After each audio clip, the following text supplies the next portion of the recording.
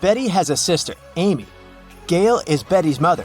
Meanwhile, Dan is Gail's father and Samantha is Dan's mother. Can you figure out how Amy is related to Dan?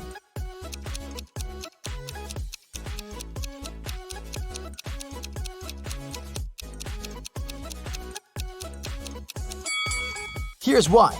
Amy is Betty's sister, and Betty is the daughter of Gail. Therefore, Amy is another daughter of Gail. We also know that Dan is Gail's father. Therefore, Dan is Amy's grandfather. Betty is going on a date, and she's a little late. Her boyfriend, Stan, is already waiting for her inside their favorite coffee shop. Can you find him?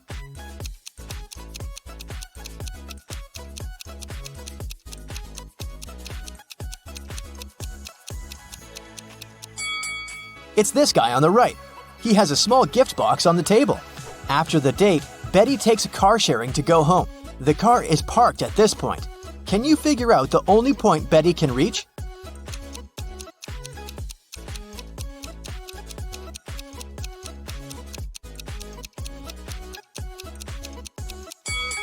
If Betty takes this weird route, she can only reach point 3. One of the most popular mailing websites is facing a system error. That's why the passwords of some clients are changed. Betty writes a message to the company's representative. My password is altered. I'm not able to log in. The company replies, this time your password is distinct and it has 8 letters, out of which 2 are the same as in your previous password. Betty replies, thanks, now I can log in. Can you figure out Betty's old and new passwords?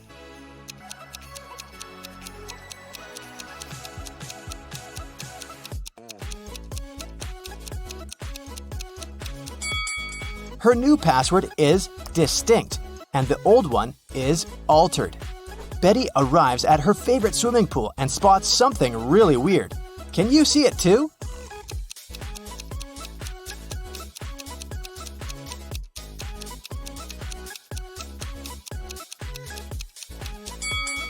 Someone swapped these guys' shadows.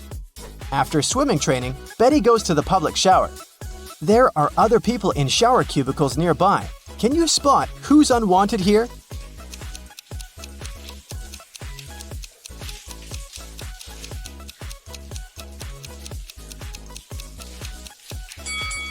This person on the left should probably use the men's bathroom. He has only one shampoo bottle, while ladies usually bring a bunch of skincare products. Betty meets her best friend Rob. He always tells the truth. Rob says, I have one specific whole number on my mind. It's 1, 2, or 3. You can ask me just one question, but I can only reply yes or no, or I don't know. What question will you ask to figure out the number I'm thinking about? Can you help Betty?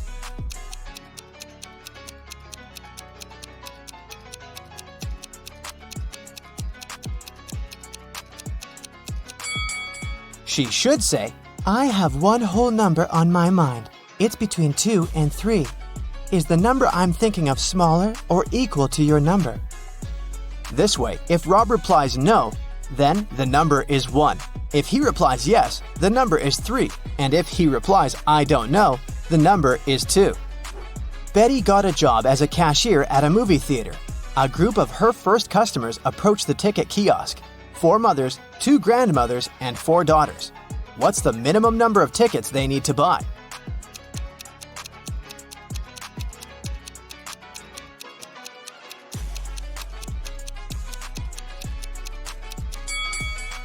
Only 6. Betty has 3 keys that open 3 different doors. How many attempts does she need to figure out the key for each door?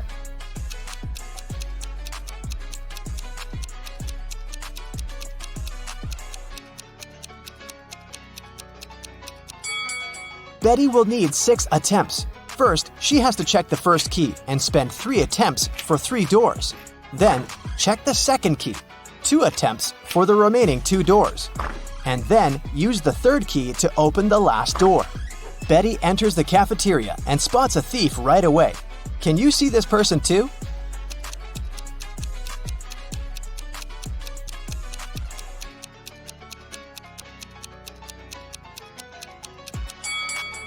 This elegant lady in the chair has a plastic detector attached to the stolen clothes. Someone robbed the movie theater. Betty calls the police and they arrest 3 suspects. Officers check the guy's passports. Can you spot a fake ID?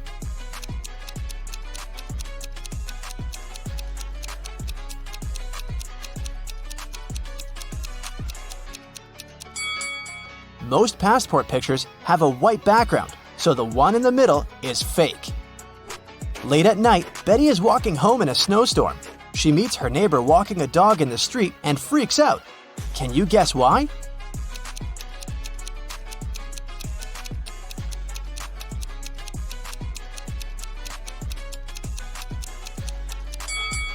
The dog leaves footprints from only 2 paws. Betty continues her walk and sees another odd thing. Can you spot it too?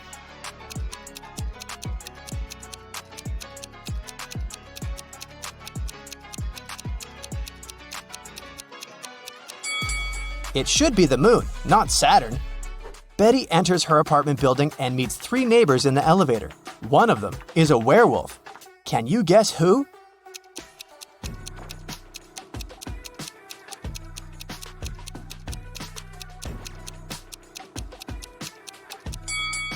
This lady on the left. She's wearing a moon necklace. Betty goes to sleep and wakes up in an arena. The speakers announce that she must fight with one of these 3 hybrid creatures. Which one should she choose to stay alive? A polar bear with a head of a tiger, an elephant with a wolf head, or a hybrid with a face and body of a huge squid and the legs of a human?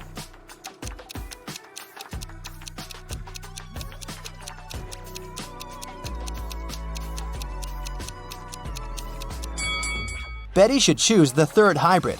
Since its body has gills, it won't be able to breathe and fight outside water. After the fight, Betty gets an invitation to meet the major investor of this competition, King Harold. She enters a big, beautiful hall and sees 6 people sitting in front of her. They're wearing the same outfit and look very similar. It's very hard to tell who's the real king here. But after a couple of minutes, Betty approaches one of them, bows, and says, "Nice to meet you, Your Majesty." How did she know who's the real king?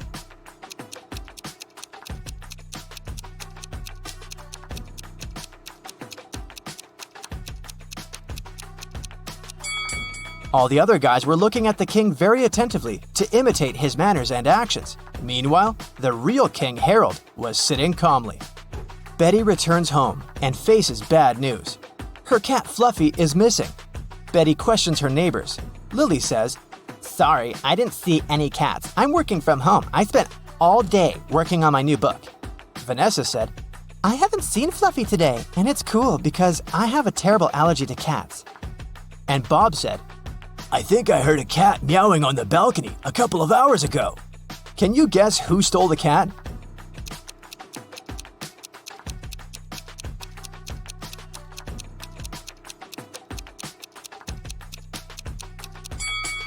Nobody. Fluffy's been hiding under Betty's couch all this time. Betty's boyfriend Stan lives just a couple of blocks away from her place. Betty calls him on FaceTime and invites him over. But Stan says, "Sorry, honey, I've just got home feeling very sick. I'd rather go to bed early." Betty yelled, "Liar!" and hung up. Why?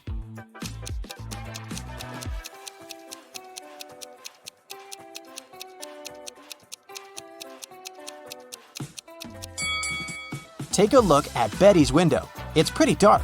Stan lives only 2 blocks away, but there's a bright blue sky in his background, which means he's definitely not at home. Betty makes a beautiful sandcastle and then lies down. She falls asleep. In a while, Betty wakes up and sees that someone has ruined her castle. She asks 3 persons hanging out nearby, "Who did it?" Kelly replies, "I like your castle and took a couple of pictures for my social. Then I left to get some ice cream. When I came back, I saw the castle was completely ruined." Olivia said, "I'm sorry, I was swimming far from the shore. When I returned to the shore, I didn't notice any castles." And Tom said, "Sorry, lady, I don't see anything because I'm blind. The wind must have destroyed your castle. You shouldn't have to make it 5 stories high." Can you spot a liar?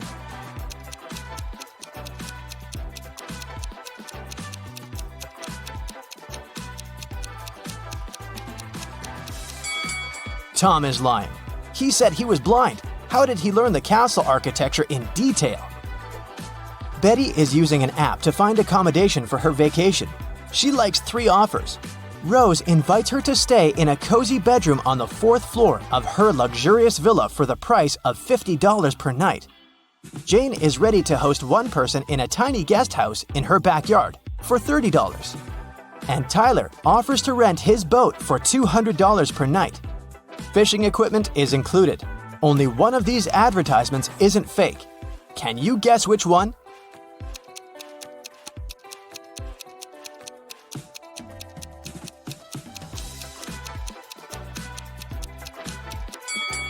This villa is 3 stories, and Tyler's picture is hanging on the pier. He's a runaway thief.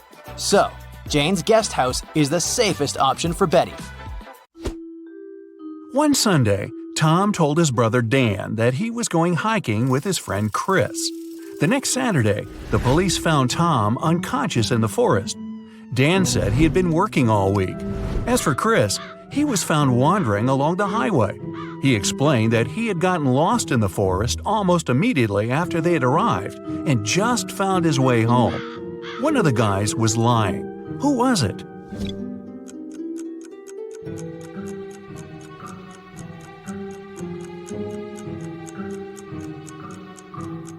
Look at Chris. He's too well-shaven for a man who spent a week in the woods. There are 5 girls in the room. Ashley is drawing, Olivia is reading, Maria is playing hide-and-seek, and Emma is tidying up. What's Sarah doing?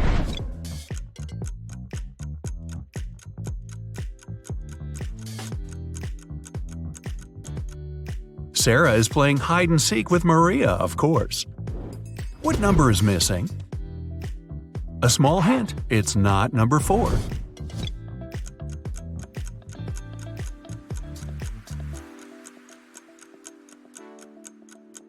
Number 5 is missing. The subsequent number of 234 is 235. In the small town of Sunshine Valley, 3 teachers went on a sick leave all on the same day. Jenna says she got into a car accident and broke her leg, so she can't walk. Emma complained she had a very unfortunate workout and injured her neck, so she can't turn her head. And Tina says she fell from a bike and fractured her arm. But one of them is lying. Can you tell who?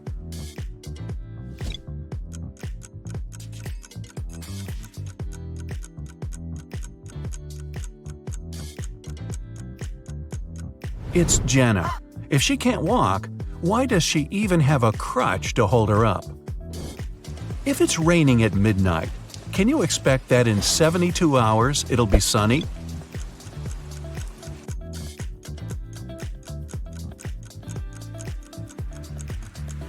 Nope, in 72 hours, it's going to be night again. In the room, there are 2 people, both of them sitting. But if one of them stands up, they won't be able to take the other one's place whatever they do. How is that possible?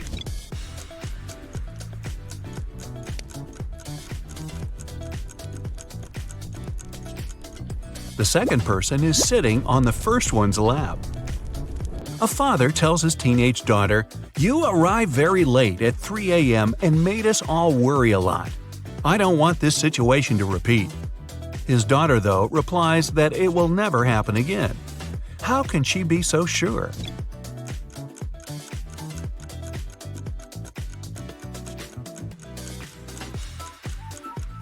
The father was talking about the birth of his daughter. An art expert paid big money at an auction for a painting that he knew didn't cost anything. He was an honest man and didn't have any criminal intentions. Why did he buy this picture?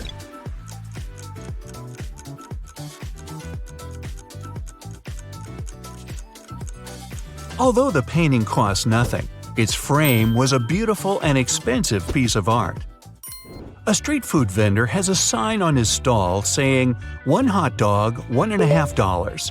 3 hot dogs, $5. He knows it's more expensive to buy 3, but doesn't change his sign. Why?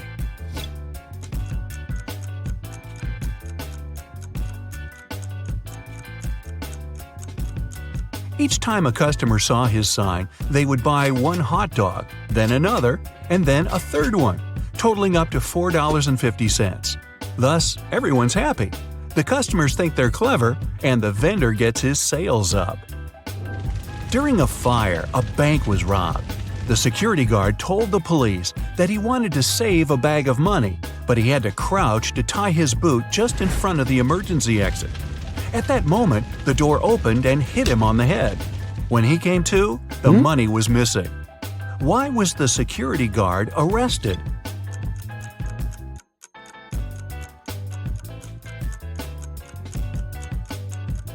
Well, all emergency doors open outwards. You find yourself in a photo gallery. After looking at the wall, you realize that one of the pictures doesn't belong to the rest. You see a raccoon, a llama, a football, and a balloon. Can you tell which is the odd one out?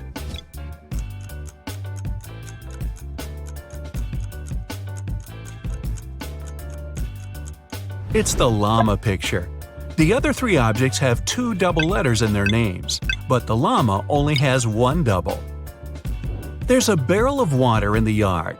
You look inside and say that it's more than half full, but your friend argues that it's less than half full. How to figure out who's right without using any measuring tools or removing water from the barrel?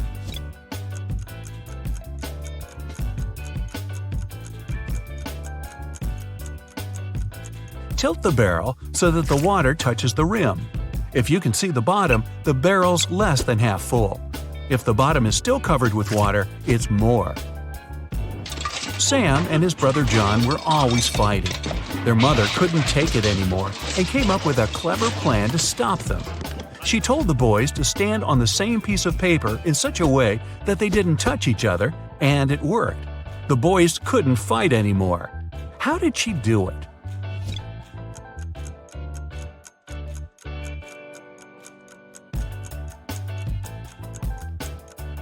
The woman slipped the paper under a closed door and made Sam stand on one side and John on the other. There is a bridge that is 1 mile long. It can hold only 5,000 pounds at one time. That's exactly the weight of the truck that's crossing it. The truck reaches the middle of the bridge and stops. Suddenly, a bird lands on the truck. Is the bridge going to collapse?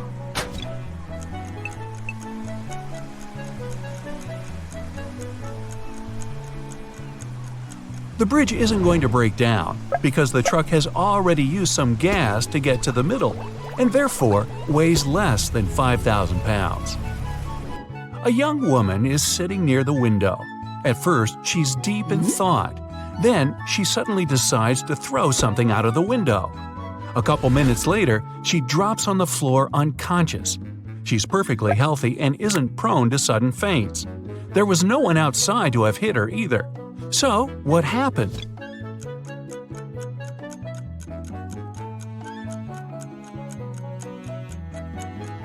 She was knocked out by the very same thing she'd thrown out the window. It was a boomerang that came back and hit her on the head. Well, that was a dumb thing to do. 2 men are in a room facing each other. One of the men is a psychic and can see into the future. He predicts that in 10 minutes, the other man will be hit on the back of his head. Of course, shocked and paranoid, the other man can't stop staring at the clock on the wall. And exactly 10 minutes later, he's lying face down on the floor. How could it happen?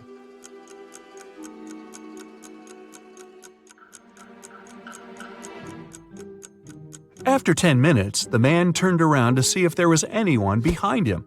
At exactly that moment, the psychic hit him on the back of his skull. Well, I'm starting to think he wasn't a psychic after all. You walk up to the edge of a forest when suddenly you see a man in swimming trunks, goggles, and a snorkel going out of the thicket and falling on the ground as if exhausted.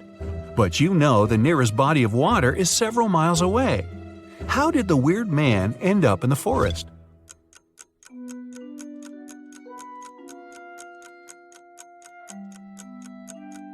There was a huge forest fire, and the plane that was extinguishing it had to scoop up water from the lake several miles away. Doing it, it accidentally captured the man snorkeling in the lake. He was dropped down together with the water and miraculously survived. Upon receiving an anonymous tip, the police rushed to a house where a suspect was said to be. They have no physical description, but they do know his name is John.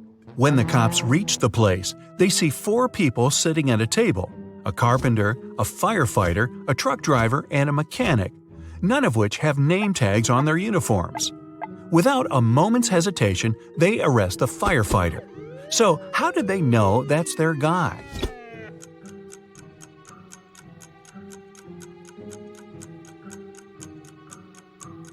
The firefighter was the only man in the room. All the others at the table were women and couldn't be named John. A man and his wife are driving down a highway when they run out of gas. So the husband decides to walk to the nearest gas station, which is about an hour's walk away. Before he heads off, he tells his spouse to stay in the car and lock all the doors and windows.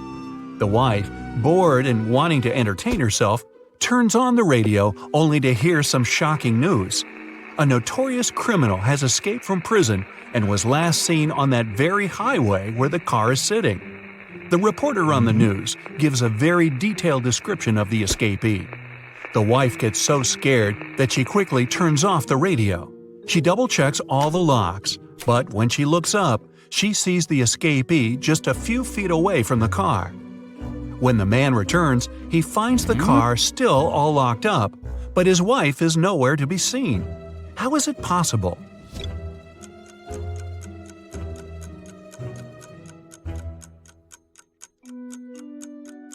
The answer is simple. The couple had been driving a convertible with the top down, and the woman wasn't, dare we say, terribly bright. An adventurer found a treasure chest in a cave that was guarded by a pirate. He had 3 keys, gold, silver, and black, but only one of them could open the chest. The pirate would give the adventurer only one chance to reach the treasure. If he chose the right key, he could take the chest. If he chose incorrectly, the pirate would attack him. Arr! The only clue was this cipher. Which is the right key?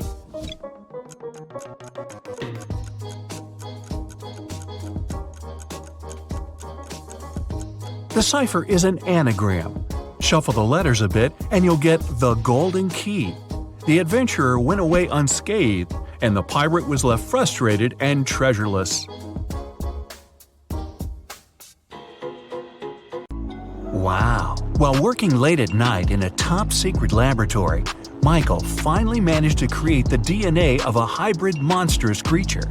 After all that hard work, he decided to grab a quick coffee and donut as a little reward. But he came back and saw that the specimen had disappeared from the incubator. Michael lined up Ryan, Jeff, and Laura and confronted them. Who took an important top-secret piece of research I was working on? Ryan said he'd been busy doing some additional research on a separate project and had no idea what was going on. Jeff said he hadn't touched the hybrid creature and had been in the archives digging through some files he needed. And Laura said she'd been in the bathroom the whole time. So, who took the specimen?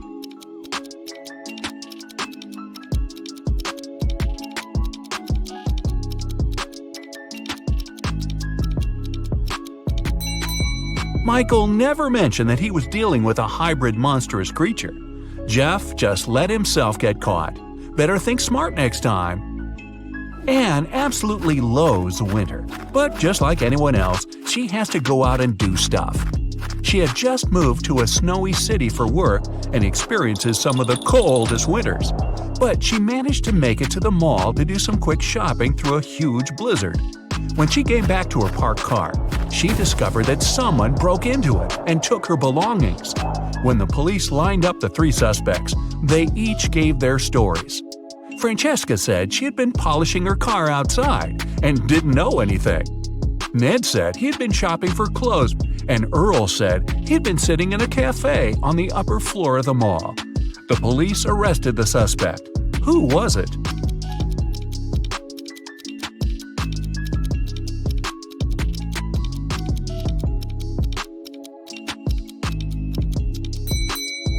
Francesca. She was polishing her car outside in the middle of a blizzard? That's not only illogical, but not safe either. She just gave herself away. You wake up and find yourself trapped in a room with 4 doors in front of you. You don't have enough time to choose which door leads to freedom. You hear a monster coming, so you check out the doors quickly. The leftmost door has a sign on it saying, "Take the door on the right to break free." The second door also has a sign saying, "It's the right door." The third door has a sign, "Freedom is just right in front of you." And the last door has a sign, "Don't trust the signs." Which door should you choose?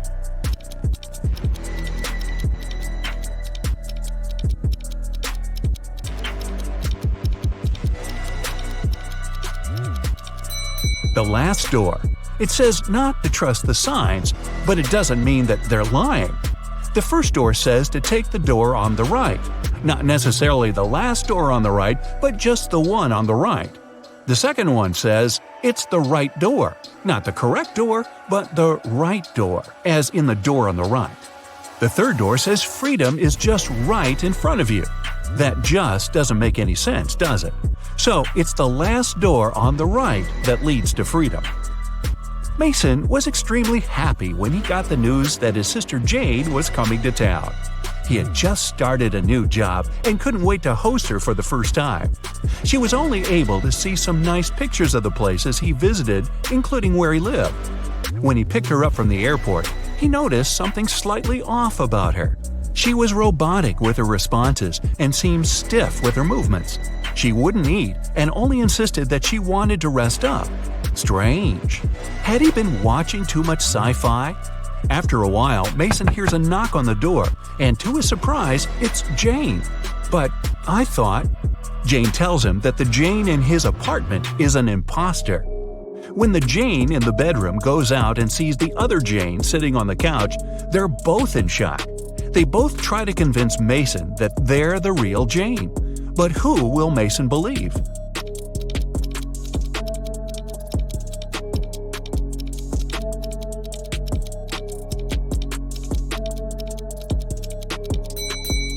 It's pretty normal to come back from a trip pretty tired and wanting to rest. But how did the second Jane know where Mason lived without prior knowledge?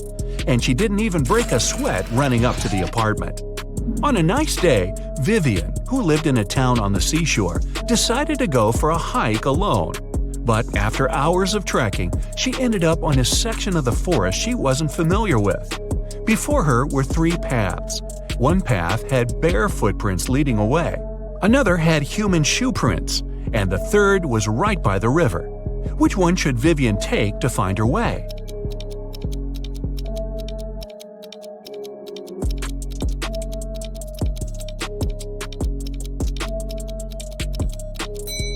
The river path. Since she lives in a coastal town, the river mouth most likely ends up in the sea. That way, she could figure out where she is. Melissa is sharing a train car with 3 other people. It's a very hot day and the air conditioner doesn't even work. James starts complaining and only calms down after opening the window. Melissa lays down her red silk scarf her grandmother gave her next to her. Judith compliments it. Robert, a senior, mentions that he forgot to bring a gift for his wife who will pick him up from the train station. James has a crush on Judith. After a while, Melissa goes to the bathroom and comes back to find the scarf missing. Who was the one who took it?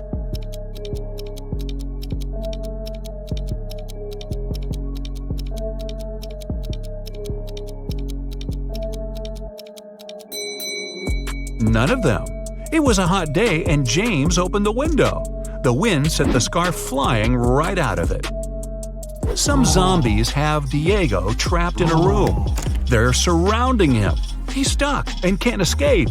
Their arms are breaking in and reaching for him. When Diego looks around, he realizes that he's in a small newspaper stand with magazines and pocketbooks. And looking around him more attentively, he finds a roll of tape nearby. How can he avoid those nasty bites?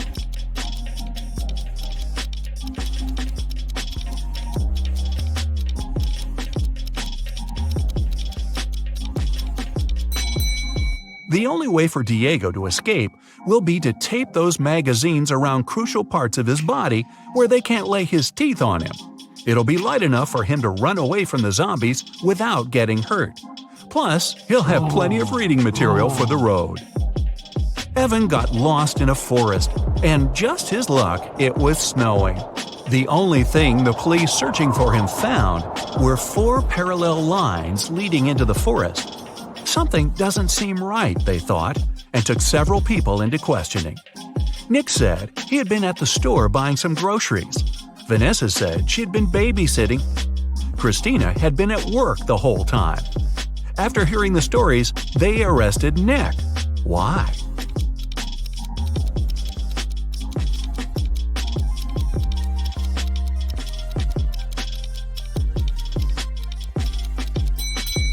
Nick was in a wheelchair. The 4 parallel lines were left by Nick rolling into the forest and back out. It's the beginning of a new school year, and Dave started a new job as a computer studies teacher at a local high school. Another fellow teacher, Roy, didn't really welcome him because he wanted that position. But at the end of the day, there was a security breach which leaked out a lot of important information about the school. When the police questioned everyone, including Roy and Dave, they each gave their stories. Dave said, "I was checking exam papers and was at the staff room the whole time." Roy said, "I was preparing homework for my classes when everything happened." Who should the police arrest? Who was lying?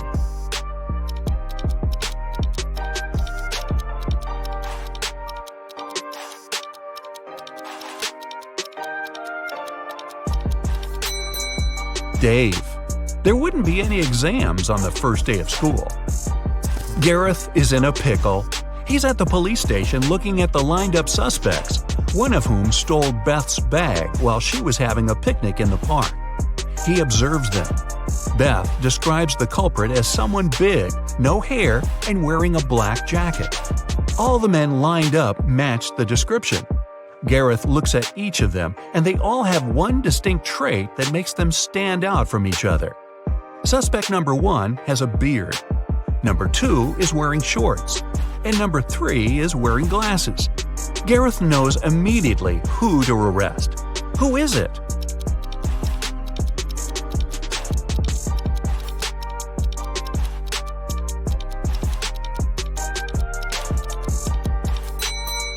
Suspect number 1 has dirt all over his boots. The rest are all clean. He ran through the mud tracks while Beth was having a picnic. So a restaurant owner called the police and said a customer had stolen a large sum of money. When the police arrived, the restaurant security guard already had 3 suspects. Thomas said, "I was just walking along the street. I didn't even enter your restaurant." Dylan was angry.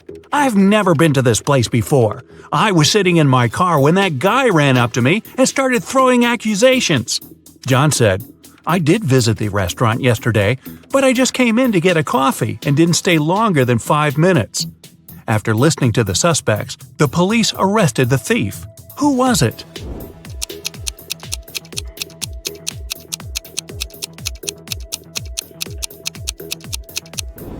It was Dylan. His car was parked in the place reserved for regular clients, but he claimed he'd never been to the restaurant before. Harrison was walking home when someone threw a bag over his head and knocked the guy out. When he came round, he found himself in a room with 4 doors and a tiny window. Harrison opened the window, but it was too small for him to squeeze through. Suddenly, the guy spotted a piece of paper lying on the floor. It was a note that said, "Only one door leads outside. The other 3 don't lead anywhere. You can try to open just one door, and only once. If you don't succeed, all of them will get locked forever." Harrison thought for a while and made the right choice. How did he figure it out?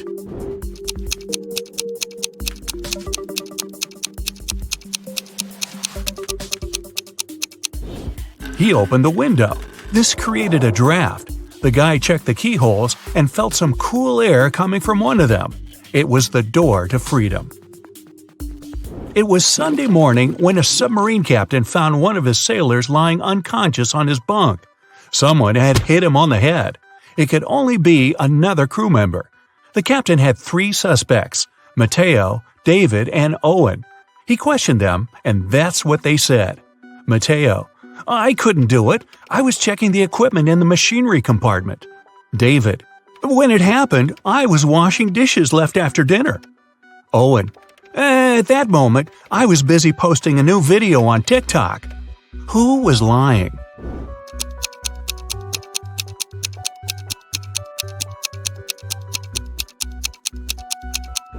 It was Owen. People can't use the internet for personal purposes on submarines. Leo studied art in college and rented an apartment together with his friend Andrew. Leo had bad eyesight and was wearing his glasses at all times. One day, Andrew didn't notice Leo's glasses and accidentally sat on them. They were beyond repair. Leo was so furious he shouted at his friend, and Andrew ran away. Leo called his girlfriend and asked her to give him a lift to the optician. He couldn't drive without his glasses. They were turning onto the main road when they spotted Andrew. He was lying in the bushes, unmoving. Leo immediately called the police and ambulance. Andrew was taken to a hospital, and a police officer started to question the witnesses. Leo told him, "My girlfriend was behind the wheel when I spotted Andrew. We immediately stopped and called you. We didn't see anything suspicious." The police officer arrested Leo. Why?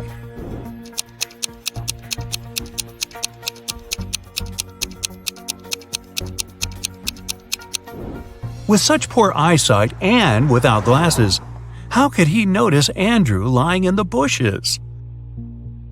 Lily called the police. She found her neighbor, a famous artist, on the floor of his apartment. The unconscious man was quickly rushed to a hospital. The police had 3 suspects.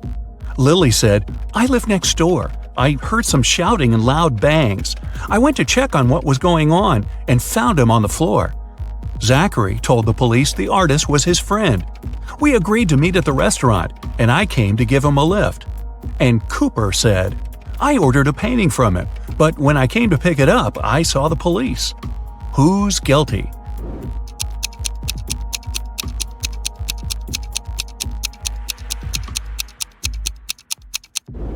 It's Zachary. If they agreed to meet at the restaurant, why did he come to the artist's apartment? You wake up locked in a room with no windows and just one automatic door. Above the door, there's a large screen. Suddenly, it turns on. You hear a voice. It sounds muffled. "Crack this riddle and you're free to go. If not, the room will be filled with toxic gas in 5 minutes." After that, you see the riddle. What could it mean?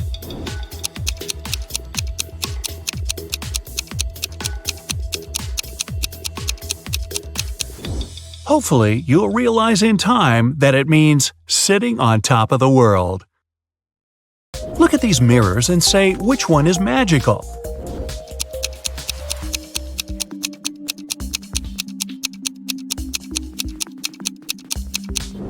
It's the one the girl in the middle is holding.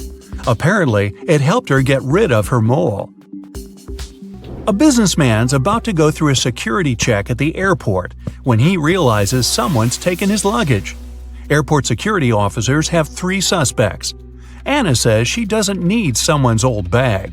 She has her own, thank you very much. Mike answers he's a light traveler and doesn't have luggage. He keeps everything in his backpack. James says he's been in a car accident recently. His arm's broken and he has a sprained ankle. He can hardly carry anything. In no time, the security officers arrest the thief. Can you figure out who it is?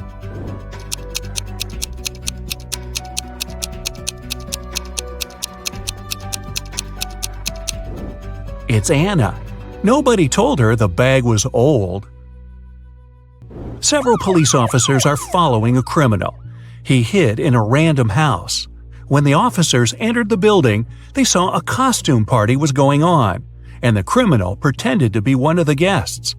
The police looked at the people and soon figured out who the criminal was. How did they understand it?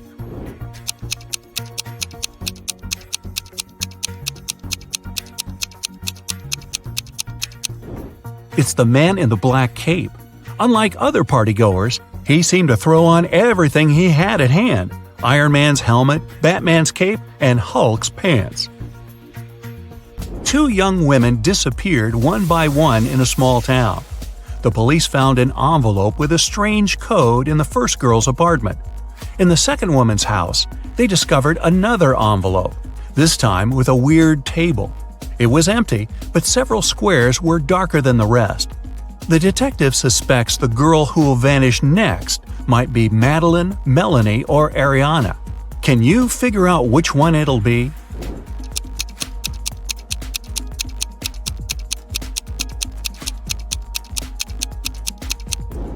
After studying the code and the table, the detective realized it would be Madeline. One day, before a popular blogger conference, the security of the building where it was going to take place got a strange message. One of the bloggers is going to be kidnapped tomorrow.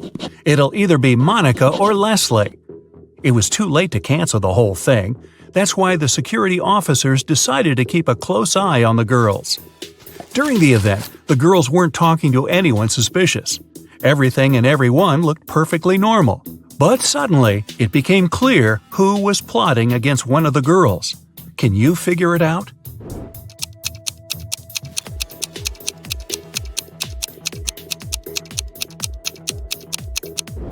It was Monica. Look at that rope in her bag. She was going to get rid of her competitor. Aaron was preparing for his test for ages. He was sure his answers were correct and he'd get an A. But several days later, the teacher told the guy he wanted to talk to him. It turned out Aaron had made a tiny mistake and the professor couldn't give him the highest mark. But, the teacher said, if you manage to solve one riddle, I'll give you an A. Aaron wanted to have a good mark. Of course, he agreed. That's what his teacher showed him. After thinking for several minutes, Aaron answered, and it was correct. What did he say?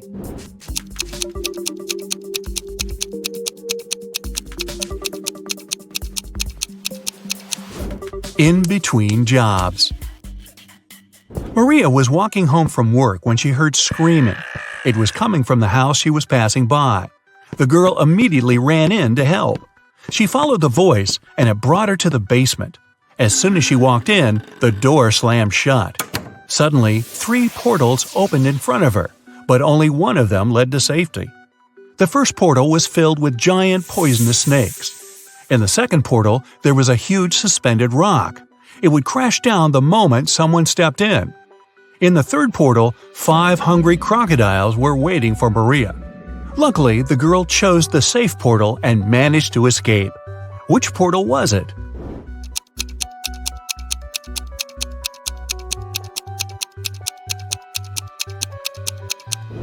She picked the second one. Maria threw her shoes inside, waited for the massive stone to drop, and then walked away. 2 men were playing chess. They'd already played 5 games, and each man had won 3 of them. How is it possible?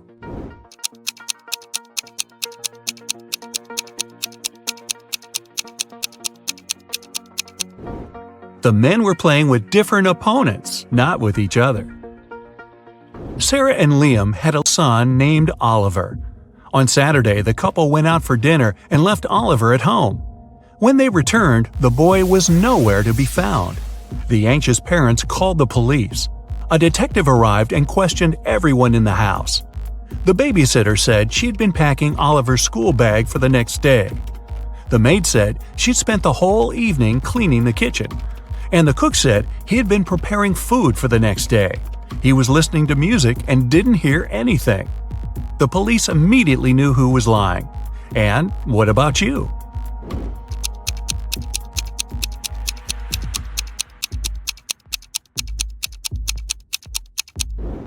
It was the babysitter. Children don't go to school on Sundays, so Oliver didn't need his school bag to be packed. Carl and his wife Olivia had dinner. They ate the same dishes: French fries, some fish, and vegetable salad. Half an hour later, Carl felt unwell and called the ambulance. But when specialists arrived, he was already unconscious. The man was immediately taken to a hospital. Luckily, doctors had enough time to save him. When they figured out what was wrong with Carl, everyone was shocked. The man had been poisoned. But how could it happen? He and his wife ate the same dishes, but Olivia was perfectly fine. Even more surprising, the next day, the police arrested the woman for trying to poison her husband. How come?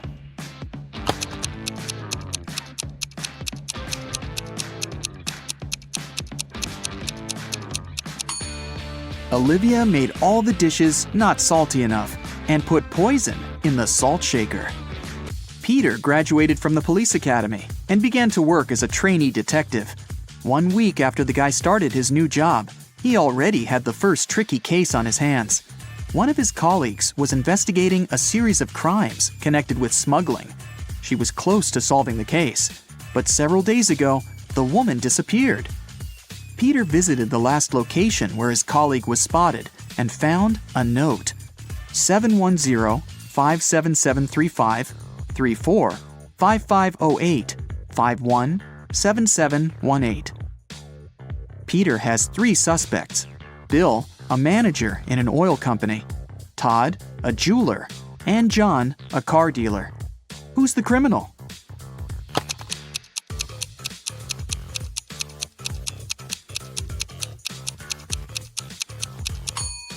Peter has managed to prove he deserves his detective badge. The guy turned the message upside down and tried to read it that way. Surprisingly, the letters made rather legible words. Bill is boss. He sells oil. Something went wrong in a super-secret laboratory. There was a leak of a newly developed experimental chemical, and it made several plants and animals mutate in the blink of an eye. Scientists ended up locked in one room with the vicious monsters. One of the researchers managed to figure out how they could get out of this dire situation, but the substance they needed was in another part of the laboratory. The scientists could get there through one of 3 corridors.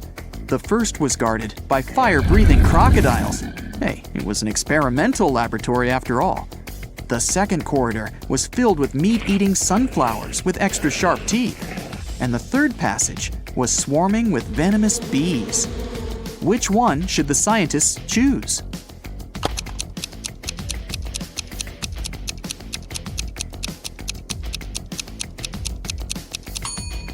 They should opt for the corridor with the sunflowers. Those are plants, and however scary they are, they can't move. Terry and Alice fell in love and started going out, but the woman's best friend Sarah was jealous of their relationship. Alice didn't want to lose her friendship and tried to keep the dates with her boyfriend in secret. That's why she left him coded messages with the places where they were going to meet. That day, Terry found a new note. It looked like this. At first, he was puzzled, but soon enough, he realized where he was going to see Alice. Can you figure it out?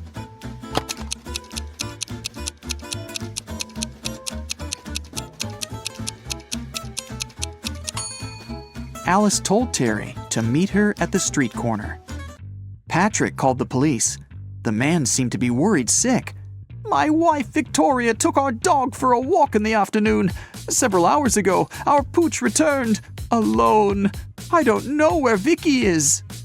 The police questioned the suspects. Mrs. Summers said she'd been watching TV all day long. "I was busy delivering the mail," said the postman. "I didn't have time to linger in this area, and I didn't see anything." And Mr. Thomas told the police he'd been working in his home office.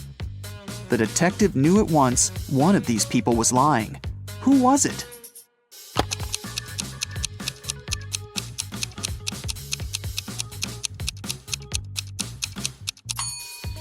It was the postman. His sleeve is a bit torn, and there's a dog bite on his arm. Plus, some black fur is stuck to his pants. Victoria's dog probably tried to protect the woman. 3 expensive watches have been stolen from Mr. Brown's store this year. The police can't help the poor man. He decides to hire a private detective. When Laura arrives, she immediately asks for the CCTV footage from January to December. After watching it, she tells the store owner who the thief is. What has she noticed in the video?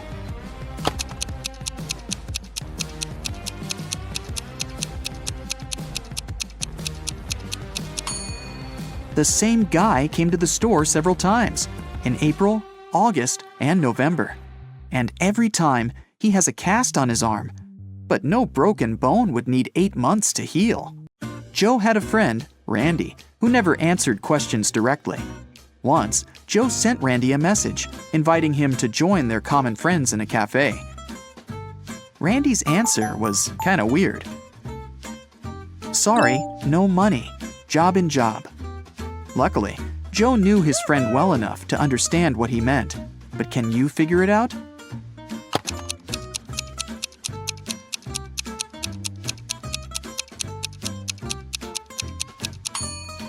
Randy meant he had no money because he was in between jobs. The next time Joe texted Randy was when he needed some advice. Despite all his quirks, his friend was very good at finding solutions to difficult situations. So Joe wrote, "My girlfriend took my professional camera without asking permission, and then she accidentally smashed it. What should I do?" The answer was bizarre, not that it was unexpected. Give, get, give, get, give, get, give, get. At first, Joe didn't think he wanted to follow this advice, but a bit later, he decided it was the best course of action. What was the advice?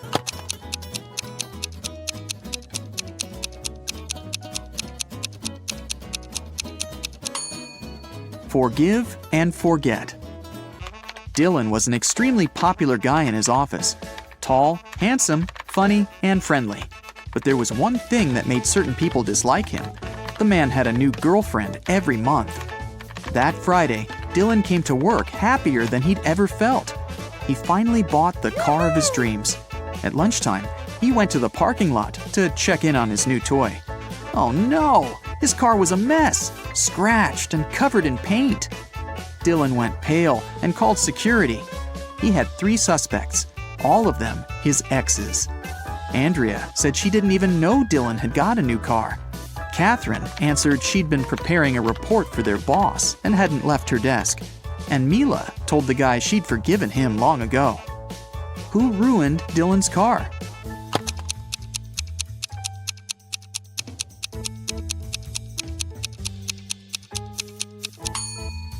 It was Catherine.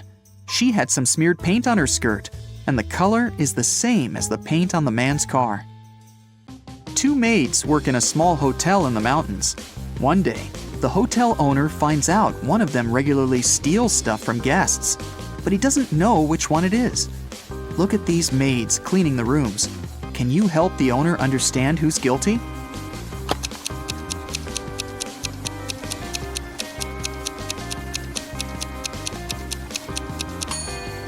The maid on the right hasn't noticed the ring under the sofa. She might not be a great cleaner, but also not a thief. As for the maid on the left, she's spotted the ring and put it in her bucket. It means she's going to take it for herself after she finishes cleaning. She's the one who steals things. One afternoon, all the money was stolen from the register of a small cafe on the beach. The police have 5 suspects. All of them claim they haven't been to the cafe in the past hour. Look at them closely and try to figure out who's the thief.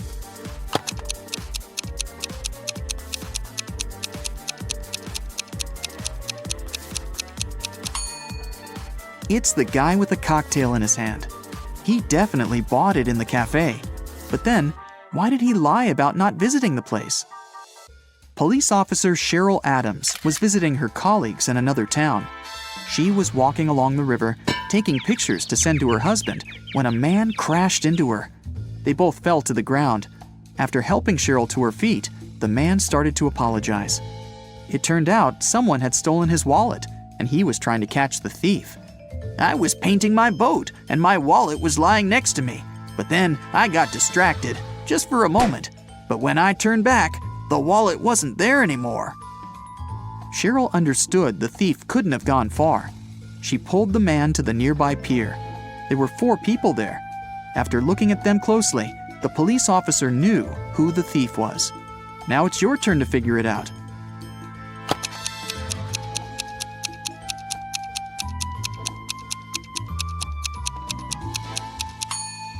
It's the man who's talking on the phone.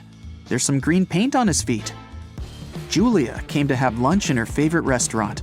She occupied a table near the window and put her bag in the seat next to her. Once the woman gave her order to the waiter, she went to the bathroom to wash her hands. But when she returned to the table, her bag was open and her wallet was missing. The waiter told her he had noticed only one man passing by her table. He was short, with a tattoo on his neck. He seemed to go out to the terrace. Julia rushed there and saw 3 people sitting at their tables. She looked at them closely and soon understood who'd taken her wallet. Who was the thief?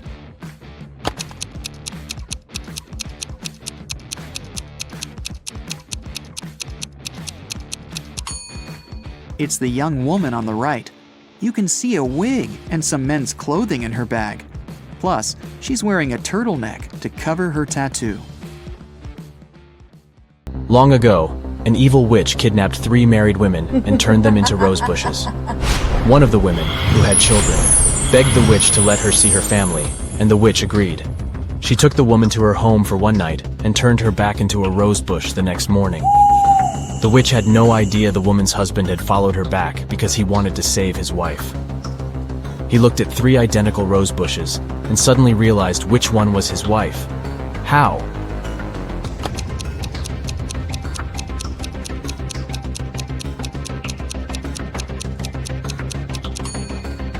The rose bush his wife had been turned into didn't have any night dew on the leaves. A woman called the police to report that her grandmother's ring had been stolen. When a detective came to her house, she saw shards of broken glass on the ground and dirty footprints. But instead of looking for the thief, she arrested the woman who had made the call. Why?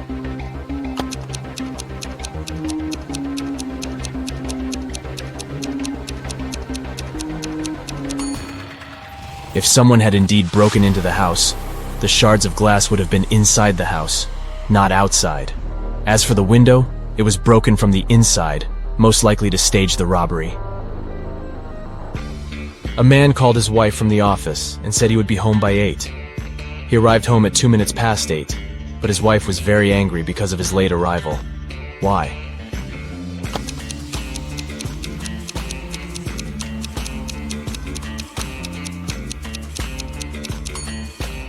The wife thought the man would be home by 8 p.m., but he came home at 8:02 a.m.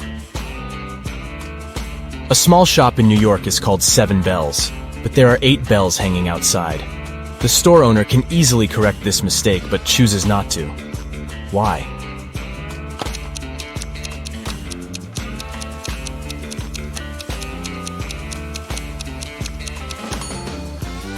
Initially, this was indeed just a mistake. But over time, the store owner noticed that people often came inside to point out the inconsistency, and this started to increase his sales. A queen had a bowl of golden apples, which were her most treasured possession. One day, one of the apples went missing. Oh no! She gathered all the members of the court in the throne room and told them she knew how to find the thief. Each of them had to touch a rusty pot with a rooster inside while the lights were off. The rooster would crow when the criminal touched the pot. Strangely, the rooster didn't crow throughout the whole procedure. Despite this, the queen knew who had stolen the apple. How did she figure it out?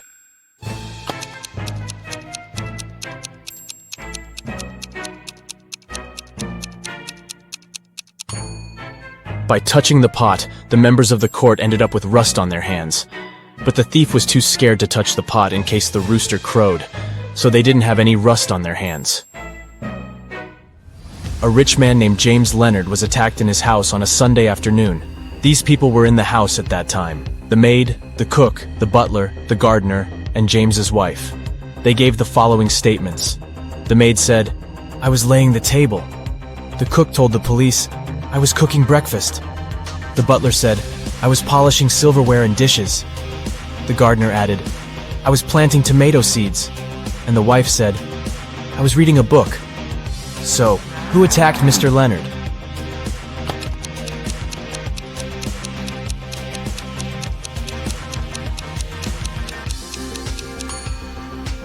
It was the cook. You don't cook breakfast in the afternoon? Dennis is a talented architect. He's designed a unique skyscraper, and the construction works were about to start. His boss asked the guy to show around a group of specialists from a competitor company.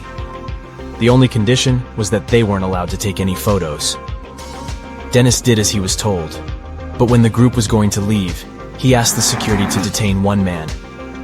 The architect claimed he had been taking photos during the tour around the site. How did he understand it?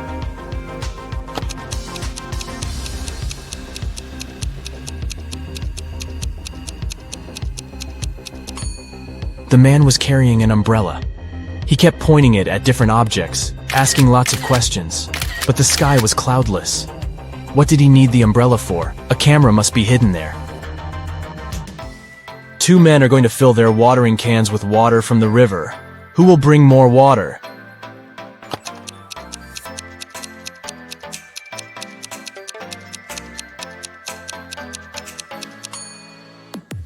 The spout of the older man's watering can is situated lower than the spout of the other man's can, and the level of water can't be higher than the spout.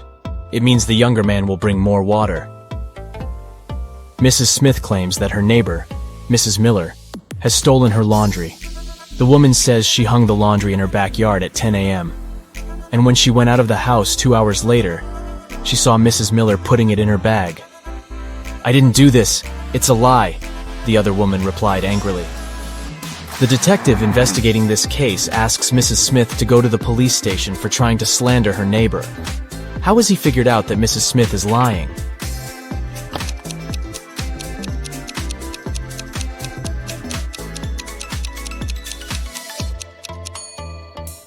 It's freezing outside and there's snow on the roofs. In 2 hours, damp laundry would be so frozen it'd be impossible to fold it and put it in a bag. Look at this group of people and try to figure out who the man's wife is.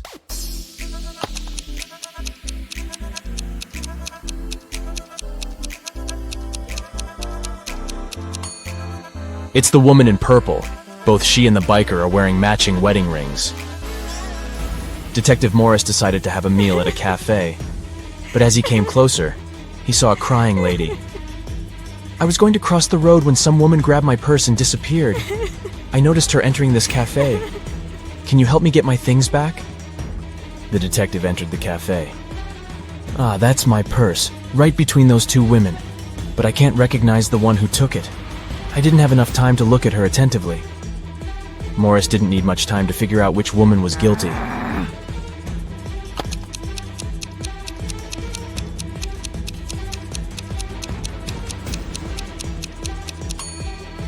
It's the one on the right. The woman on the left has her left arm in a cast. If she had taken the purse, she'd have put it on the right side of herself. Joan took part in an experiment testing her logical thinking and analytical skills. The girl was locked in a small room. The door was supposed to open automatically once she figured out the riddle written on a piece of paper. Which principle is this sequence based on? 85491763320.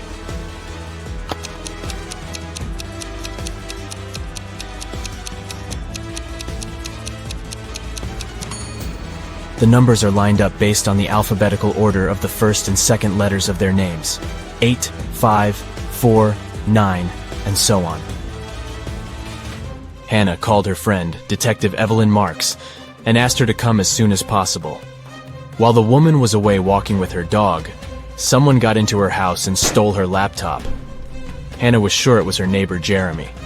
Evelyn went to question the man, but he wasn't at home. She decided to wait for him in her car since it was raining. Soon, she saw Jeremy opening his entrance door. "I went fishing early in the morning.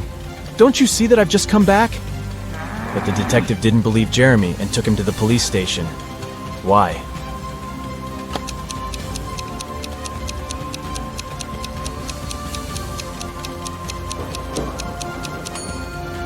The guy is wearing white sneakers, but it's been raining since early morning. If he was out fishing, how can his shoes look so clean? Detective Taylor was chasing a dangerous criminal. Suddenly, the man entered a hospital, but there must be hundreds of rooms there. Luckily, it was raining, and the criminal left footprints on the floor. The detective followed them and got into a small room. There were 3 people there. All of them were covered in bandages from head to toe. But one of them was a fake patient. Who?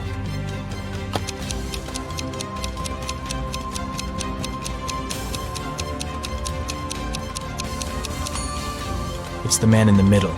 He doesn't have a medical chart next to his bed. Look at these pretty fish. One of them is different from the rest. Which one is it?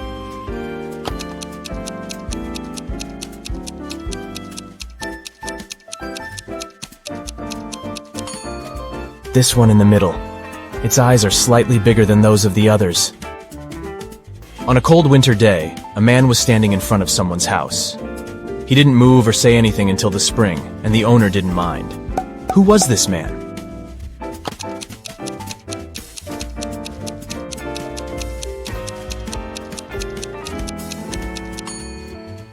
It was a snowman. During one of his experiments, a crazy scientist gives a group of people 2 pills, one safe and one poisoned, with some water to wash it down. They can choose one of the pills, so their chances are 50-50. Strangely, all people get poisoned and have to be rushed to a hospital. Can they all be so unlucky?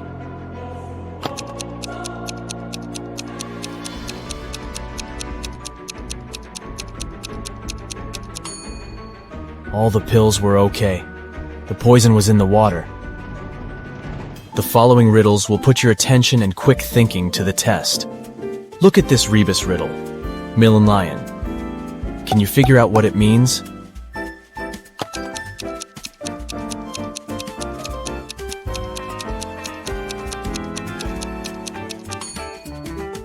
It's 1 in a million. Now we've got this image. It's filled with room. Can you find the odd word?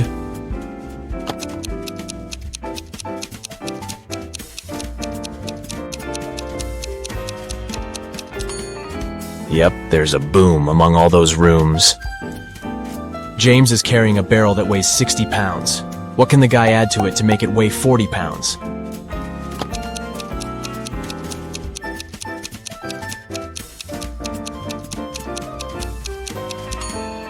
All James needs to add is a hole. Find the number that doesn't belong here.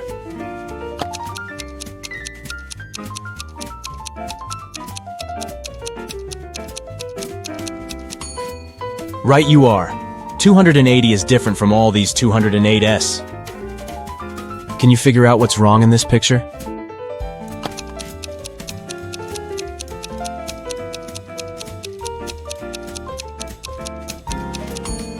Roses don't grow on the seafloor. The same picture, but the mistake is different this time.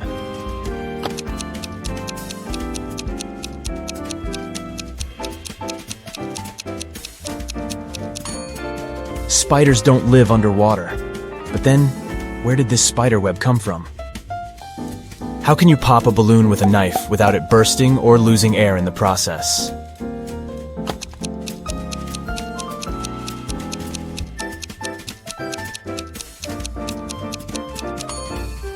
Deflate the balloon first. Only after that, stick the knife through it. How can you take one from 19 and get 20?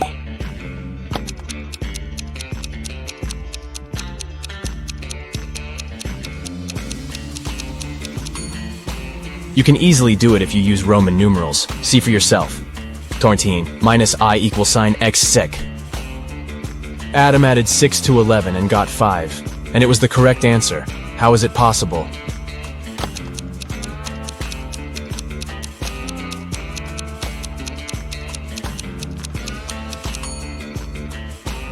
It's correct if we talk about time. It's 11 a.m. If you add 6 hours, it'll be 5 p.m. It took a witch 8 years to finish digging the deepest well in the world. Every next year, she managed to double its depth. How many years did it take the well to reach half of its maximum depth?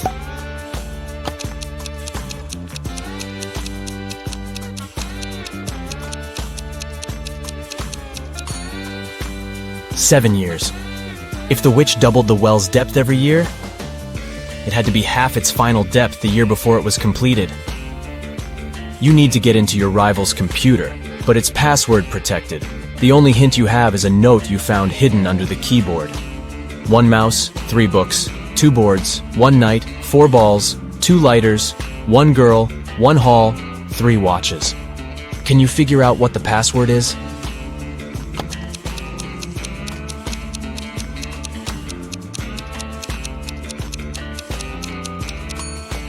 It's moonlight. The number in front of each word refers to the corresponding letter of this word. A treasure hunter finds a chest filled with gold and jewelry in a cave on a distant island. There are 3 keys next to the chest: red, blue, and gold. Only one of them can open the chest, and the treasure hunter has only one attempt to choose the right key. On the wall, he sees a bizarre inscription. TGK, Ho, Ili, Den. Can it help him pick the correct key?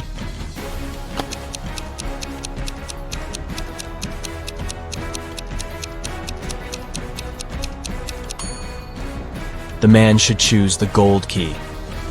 If he rearranges the letters in the inscription, he'll get the golden key. 3 men were swimming in the sea. The weather was getting worse, and a Coast Guard asked them to leave the water.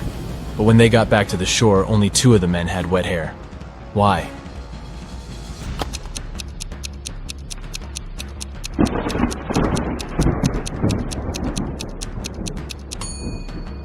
The 3rd man was bald.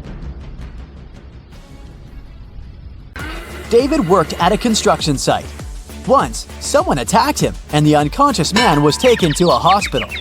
Police officers who arrived to investigate the case had 3 suspects who also worked at the construction site: Alex, Ryan, and John. Alex said, "I was putting all tiles on the roof when the accident happened." Ryan confessed that he'd been sleeping under the tree, and John claimed that he'd been laying bricks at that time. Can you figure out who's lying?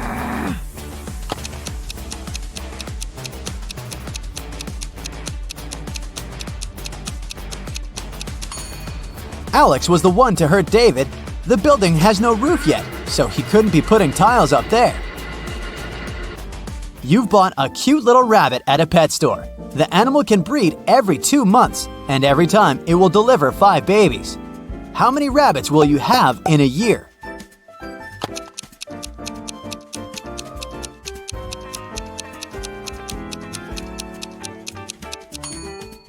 You'll have just 1 rabbit. If you want to have little bunnies, you have to buy 2 rabbits. Look at these people attentively. Who is a mer person? Pay attention to every little detail.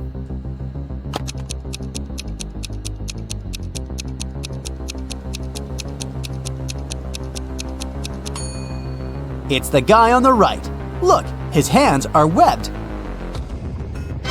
Allison won the main prize of $1 million on a game show. But when the shooting was over, it turned out that the host of the show had disappeared, together with the prize. The police managed to log into the computer in his office. They saw that the host had sent this message to his girlfriend. It looked like the host had told his girlfriend where he was going. The police went to the airport, but which flight was the host going to catch? Can you figure it out?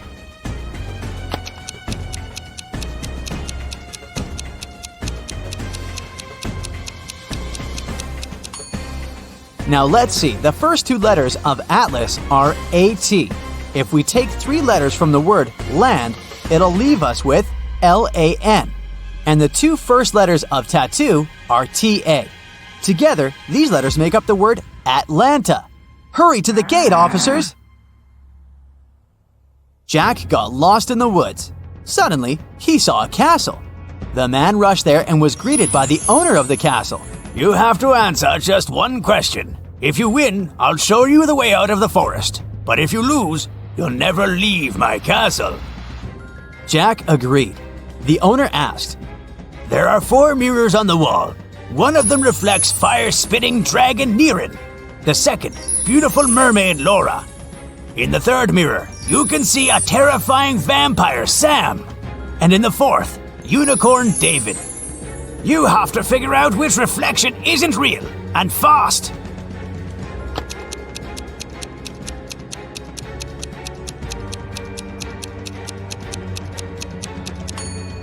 The reflection of Vampire Sam isn't real. Vampires can't be reflected in mirrors. A businessman arrived at his office after a long trip and discovered that some important documents had disappeared from his desk. He immediately called the police, and a detective arrived shortly after. After interviewing all the workers, he had a list with 3 suspects on it. They were Emma, the accountant, Sophia, the receptionist, and James, a sales manager. But each of these people claimed that they hadn't even been inside the businessman's office. Still, it didn't take long until the detective figured out who was lying. Can you do the same?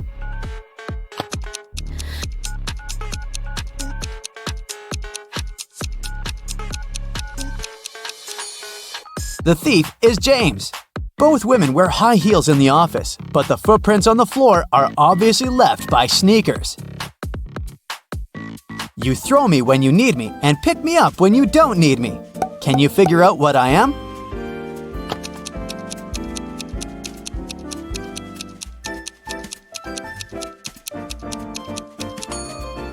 Right you are. I'm an anchor. How can you increase 66 by 1.5 if you aren't allowed to make any mathematical operations? Hurry up and crack this riddle.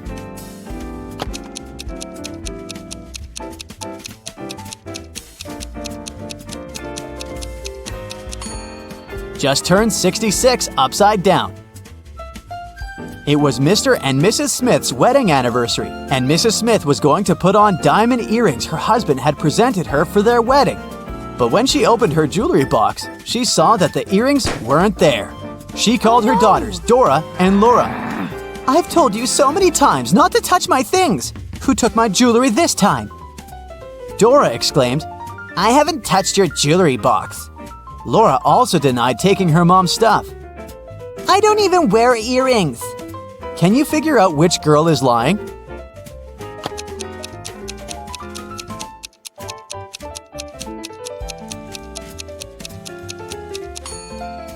It was Laura who stole the earrings. Her mom didn't specify which piece of jewelry was missing. Before Detective Zelda left for the cafe, she decided to check the security camera footage recorded at night. The mayor took her to the surveillance room. There were 3 different monitors, each showing the room from different angles. Detective Zelda realized only one of them was still recording live. The other 2 were showing fake images. Which recording is real and why?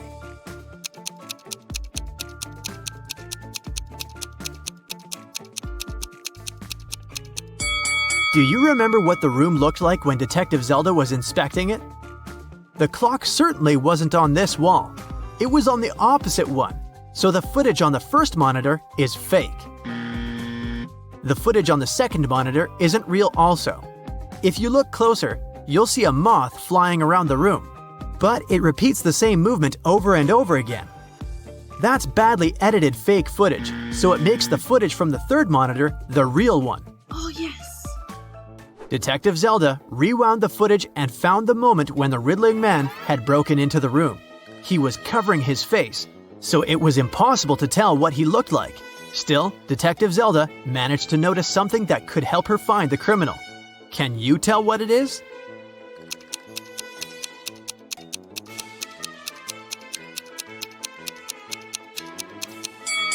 If you look at the lower left corner, you'll see someone walk into the room and leave it quickly while the riddling man is stealing the crowns.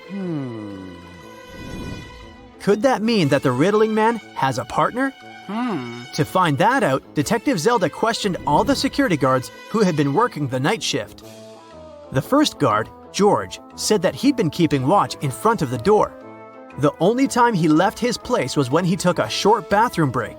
The second guard, Joe, said he'd been standing in front of the door to the mayor's office all night, and the only person who took a break was George.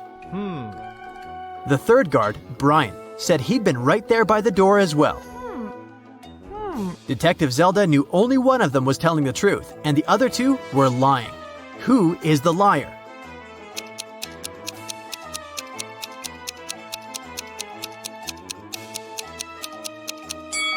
Do you remember what the shoes of the man who entered the room looked like? White sneakers, and that's what Brian is wearing. So he's lying. And since Joe didn't mention that Brian had left his place, he's a liar too. George is the only one who's telling the truth. Ciao. Brian and Joe immediately started begging Zelda. We can't end up in jail. We promised we didn't steal anything. You have to believe us, Detective Zelda asked. Then why did you lie? They said that they had heard some noise coming from the room while George was away. They decided that Brian would check the room and Joe would keep watch. When Brian saw someone in the room, he got scared and ran out of there. He told Joe that he would rather lose his job than have something bad happen to him. As for Joe, he lied because Brian was his best friend and he didn't want him to get fired. And since they never saw anyone enter or exit the room, they thought they were imagining things. After all, they were very tired. What do you think Zelda can do to check if the guards are telling the truth?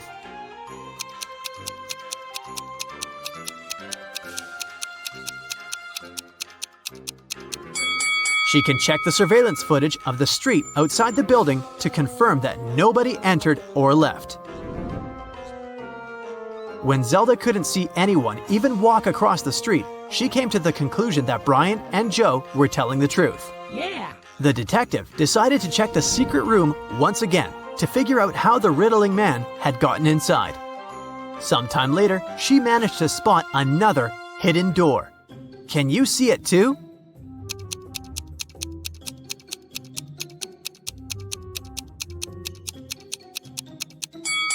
The bookcase is actually a door.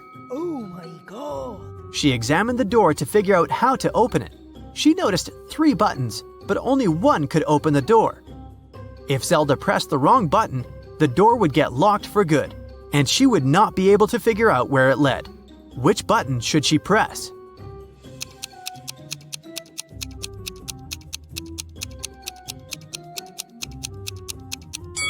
Take a look at the books next to the buttons. One of the titles is meaningless, while the others make sense. That must be an anagram, a word or phrase formed by rearranging the letters of another. When you rearrange the letters in the title, you'll get the second button.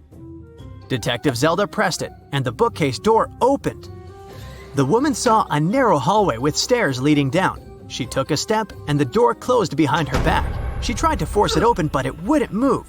The only thing she could do was go down the stairs. She ended up in an underground pit.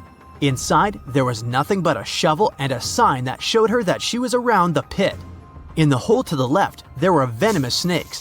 The pit on the right was filled with poisonous gas. And on the ground right above her head, there was an angry dog with sharp teeth. What should she do?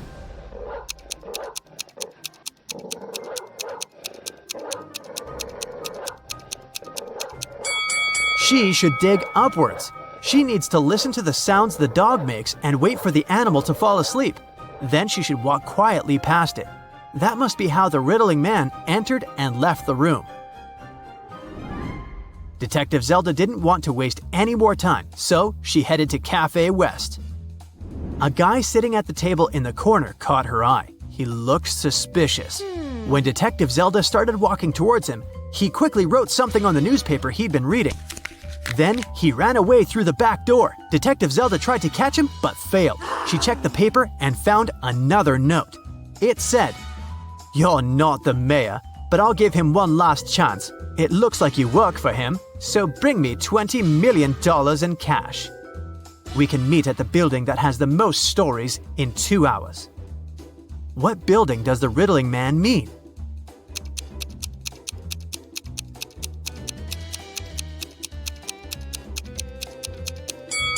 The library. Of course, Detective Zelda was not going to give him any money. She took an empty bag to trick him into believing she had the cash so that he wouldn't run away. The owner of an ice cream parlor filed a theft report. Someone stole all the money from the register. He was only gone for like 2 minutes. Detective Callum showed up 20 minutes later. There were 3 people inside. Ainsley said she had been talking on the phone with her friend. She hadn't seen anything. Rhett said he just arrived a couple of minutes ago. Joshua said he wasn't really paying attention. He didn't notice anything. So, can you figure out who's lying? Who stole the money?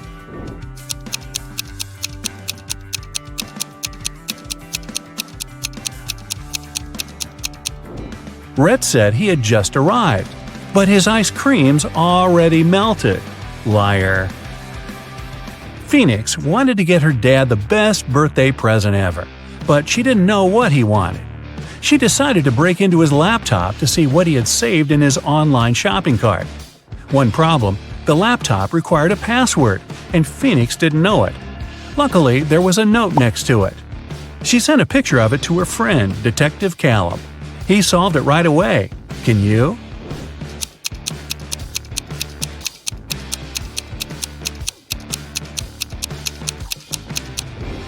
The note doesn't make sense because it's upside down. Flip it over and you'll see a sequence of numbers 88, 89, 90, 91. The numbers before it are 86 and 87. So the password is 8687. Detective Callum traveled to a small neighboring city where young women were being kidnapped every day. 4 had already gone missing. They all lived on the same street. Their names were Ava, Bella, Celeste, and Daphne. There were only 3 women left on the street: Ava, Riley, and Georgia. Callum had to act fast. Who would be the next target?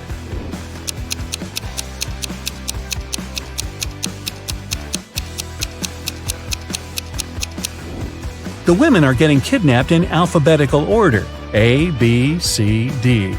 The next target will be Ava. Mr. Coleman's mansion was robbed while he was on vacation. He immediately called Detective Callum. Everyone who had been to the house got interrogated. Sydney, his sister, said she'd gone to the house a couple of times to find some papers on Mr. Coleman's desk.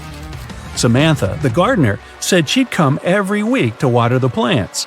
Asher, the cleaner, said he'd come every Friday to clean the house. Callum found all 3 of their fingerprints on Mr. Coleman's desk. He now knew exactly who the robber was. Who?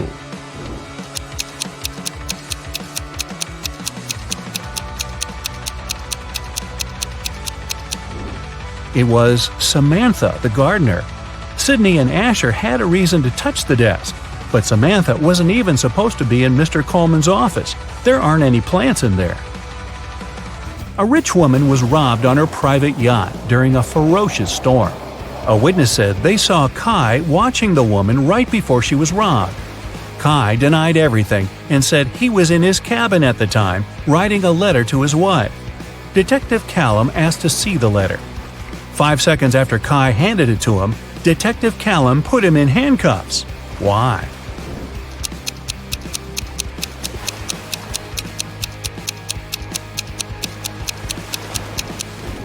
Kai said he wrote the letter during the storm. There's no way his writing could be this neat when the entire yacht was swaying around like crazy. Logan, a young businessman, was poisoned in his house. Detective Callum was on the scene. Pretty soon he had 3 suspects. Logan's girlfriend, Michaela. She said she hadn't seen him that day because she was busy at work. Next, there was his business partner, Rob. Rob said they'd had an argument and they both got pretty angry, but he hadn't poisoned Logan. The last suspect was Blair, the driver. She said she wouldn't know how to poison someone even if she wanted to. Who should Detective Callum arrest?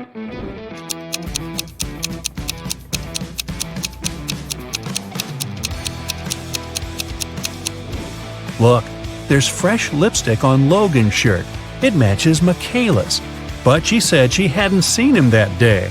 Suspicious. Eloise found her friend Fleur poisoned in her room. She called Callum and told him she was walking past Fleur's house and noticed her light was on. She texted her, but Fleur didn't respond. She got really worried, so she broke a window, climbed in, and found her on the floor. But Detective Callum didn't believe her. He immediately arrested her for poisoning her friend. Why?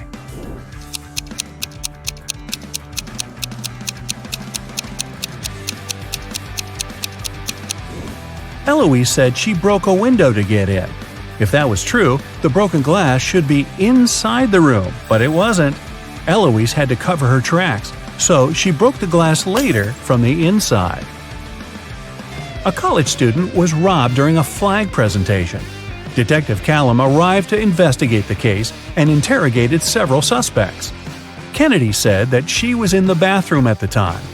Gavin said he'd noticed that the Japanese flag was hanging upside down, so he'd gone over to fix it. Eleanor said that the student who was robbed was her best friend. She would never do that. Who's guilty?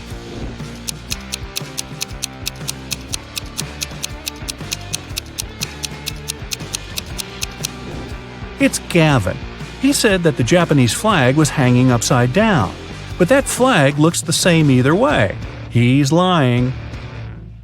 Someone stole a diamond necklace at a private VIP party. The police followed the robber into a boutique store. There were 3 customers, and they didn't know who the robber was. So they called Detective Callum. Adele said she'd never even been to a VIP party. Those things are for wealthy and famous people. Joseph said he'd never even heard about the party. Florence said she'd been in the shop for the last half hour, trying to find that perfect accessory. Who should Detective Callum arrest?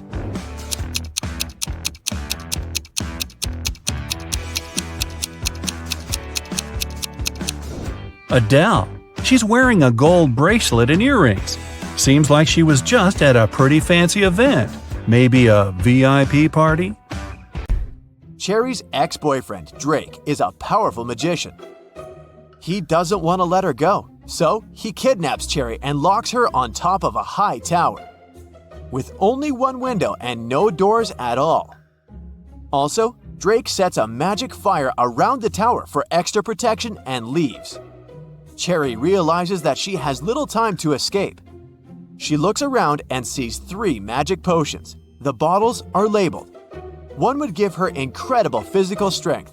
The other one would turn Cherry into a vampire. And the third one would let her summon any animal. Which potion should she use?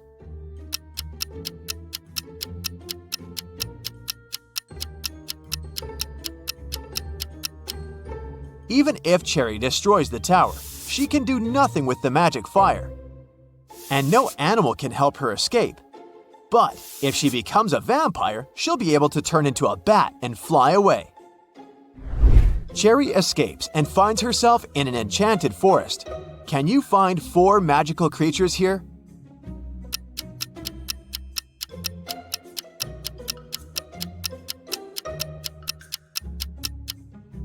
Take a look at this cave. There's a troll hiding inside.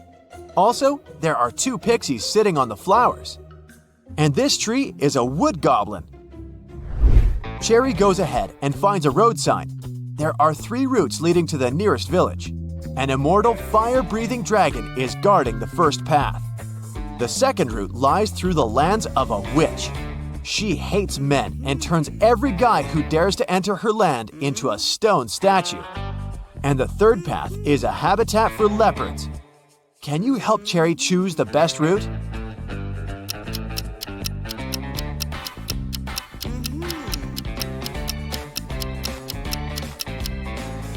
The second option sounds good.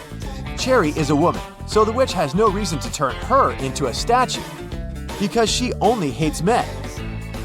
Cherry asks the witch to help her find the village. The witch offers a deal. If you crack my pattern riddle, I'll tell you. But if not, you'll be my servant forever. Cherry had nothing to do but agree. You can have pepper, but not salt. You can have beef, but not chicken. Carrots, broccoli, and cabbage. But no potato in any form. Oh, and you have to eat with a spoon. Can you help Cherry crack the pattern?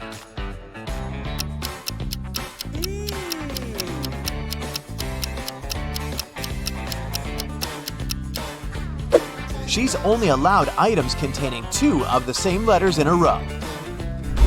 The witch helps Cherry find a road. 3 drivers stop and offer a ride to the village. Can you help Cherry choose the safest option?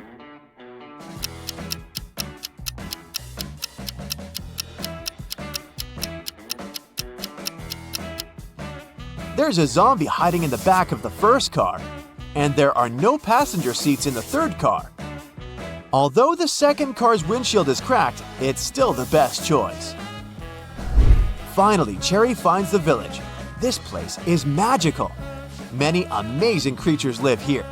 Suddenly, a half hippo approaches Cherry and yells, Please help me. One of these guys had stolen my clothes. Can you guess who?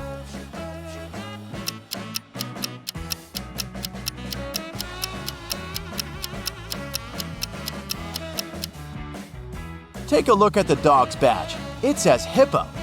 So, it was the dog who stole his shirt. Cherry meets the local farmer, Timothy. He used to keep chickens in another country. Things were going well and he made good money. But then he bought a big farm in this village and moved there. Soon, Timothy got to know that floods are very frequent in this area. But he didn't get upset and decided to breed ducks instead of chickens. Why?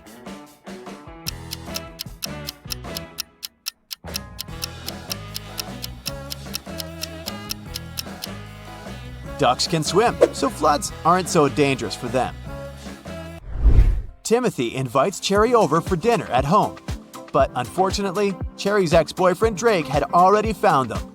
He captures Timothy and Cherry at the farmer's house. Suddenly, the phone rings. Drake allows Timothy to take the phone, but he can't reveal the situation. Otherwise, Drake will use his magic wand to turn them into snakes. So Timothy replies, Hey, Mom, how can I help you? I'm home and about to go to bed.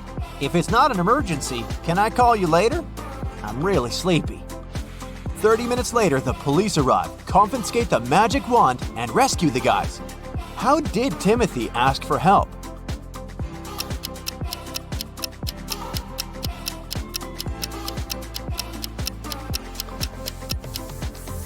He held the mute button saying everything except the words help, home, emergency, and call. The detective gives Drake a chance to get freedom. He can pass through one of these 3 doors. Jungles full of dangerous animals are hiding behind the first door. Behind the second door, there's a tank with ice water that is impossible to stand in for even a minute. And there's a giant fire-breathing dino behind the third door. Which door is more or less safe?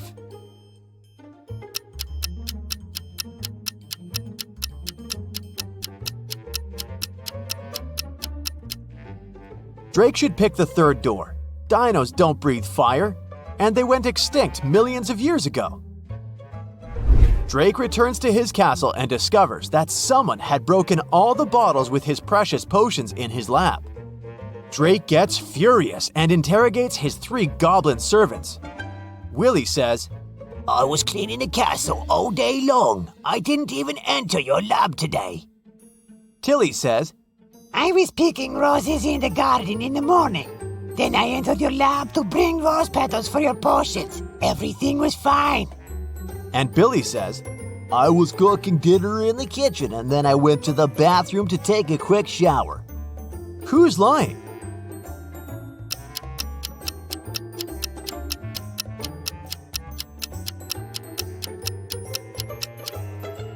Tilly. He didn't pick the roses. They're still in the garden. Harry loves different kinds of bets. Every time he meets his friends, he has a new one. Last weekend, he suggested a challenge. He said that he could place a cup in the middle of a room and easily crawl into it. Nobody believed that he could do that, so Harry's friends were sure they would win. Still, Harry won the bet. How did he do that?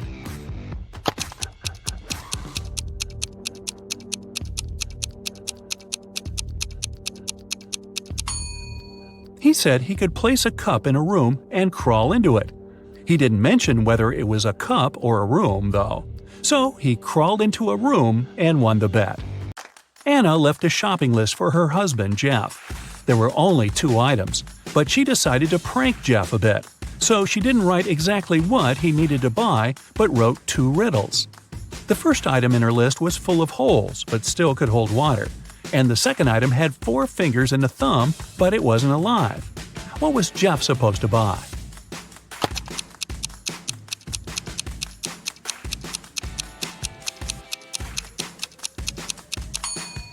Jeff needed to grab a sponge and a pair of gloves. Andrew went hiking to the mountains, but all of a sudden, an earthquake started. He fell through a narrow tunnel into a large pit where zombies lived. Luckily, Andrew has 3 different elixirs that could help him. The first elixir can make him grow in size. The second elixir can make him fly, and the third elixir can make him invisible. He only can drink one elixir. Which one should he choose?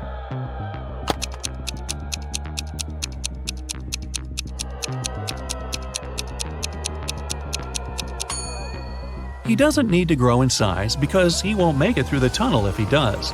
The zombies living in the pit can hear and smell, so they'll find him even if he's invisible. He should choose the ability to fly. It'll help him get back. A notorious bad guy caught William, a wealthy businessman, and locked him in a room. "I won't let you out until you double the money I leave for you." And the criminal put $3,000 on the table. By the time he returned, William had already doubled the money, but he hadn't left the room or talked to anyone. How did he do that?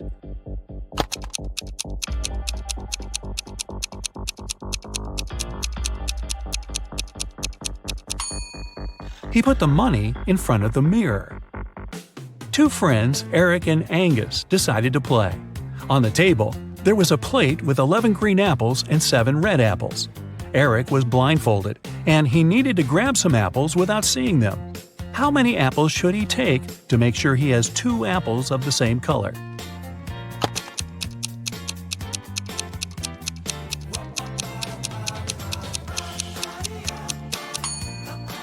The total quantity of apples on the plate doesn't matter.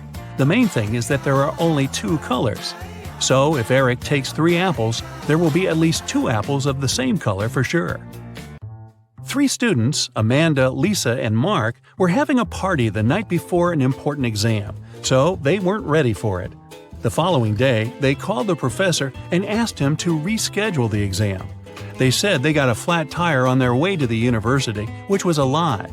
The professor agreed to reschedule the exam, but he said that if he finds out they were lying, all of them will get an F. The students agreed. Some days later, when Amanda, Lisa, and Mark came to the university to pass the exam, the professor gave them an exam sheet with 1 question only. The students were sitting far away from each other so that they couldn't cheat. When the professor collected the sheets, all the students got an F. What question was it?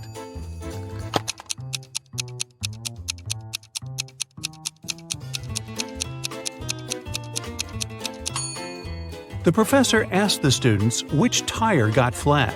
They weren't ready for it, and all of them had different answers. Ashley invited friends and cooked a delicious dinner. When everybody was at the table, she suddenly realized one of her friends didn't like the meal. Who was it?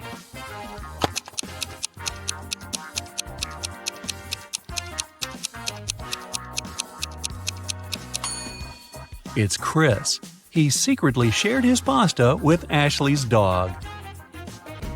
The police got an anonymous letter about an upcoming heist in one of the museums.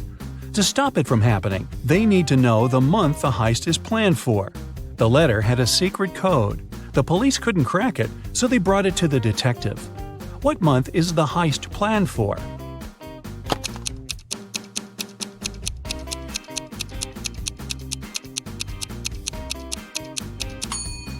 It's September. Star stands for S, pear stands for P, and rain stands for R. There were only 3 letters in the code, but September is the only month that has the letters S, P, and R in its name. There are 20 floors in the apartment building. The higher the floor is, the more people live there. Which floor does the elevator go to most often?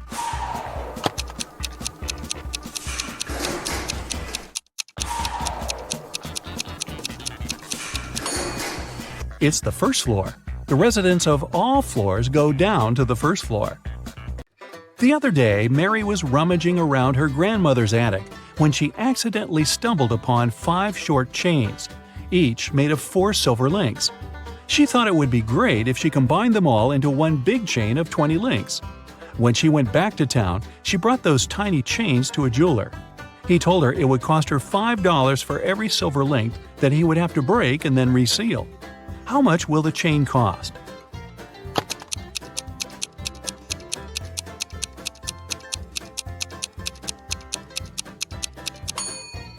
Mary could do that for $25 if she told the jeweler to break a link in each chain. However, she asked the jeweler to break all 4 links in one chain and used them to attach the other chains together, which cost her $20. Stephanie got hungry and wanted to boil a 2-minute egg. She had a 3-minute hourglass timer, a 4-minute hourglass timer, and a 5-minute hourglass timer. How can she cook the egg for only 2 minutes?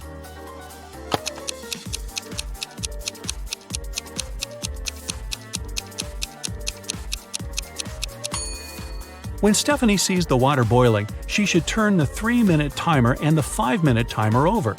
When the 3-minute timer runs out, she needs to put the egg in the boiling water.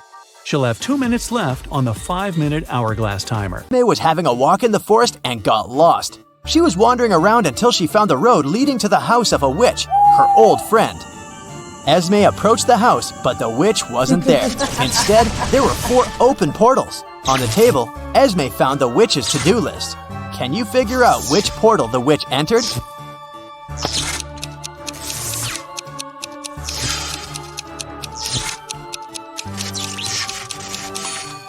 The first 2 tasks on the witch's to-do list are completed, so she's most likely left to catch some frogs. The number in brackets must mean the number of sides each portal has.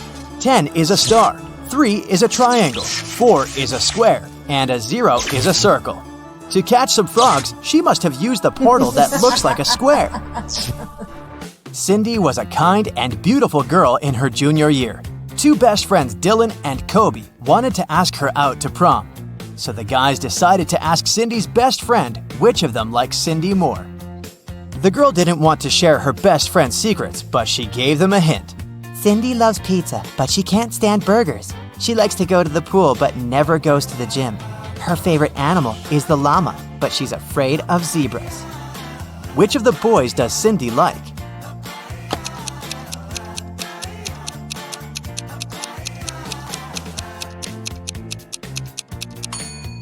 Cindy's friend wanted to give the guy a clue, so we have to look for some pattern. All the things Cindy likes have double letters in them. Dylan has the double L in his name, so he must be the one Cindy likes more.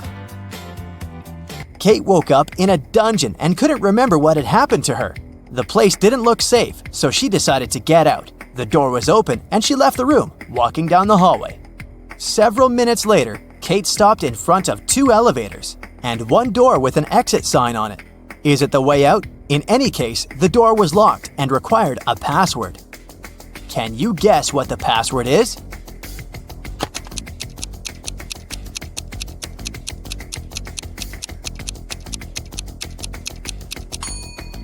Pay attention to the numbers on the elevators. They say 13 and 11, so the password must be 1311. In a small, quiet town, young men started to go missing. The police had been looking for them for many months and couldn't find any traces. But one day, they discovered an abandoned basement in an old swimming pool. Inside, there were 3 young men who claimed they had been held there for 3 months. One of them was the kidnapper. But who?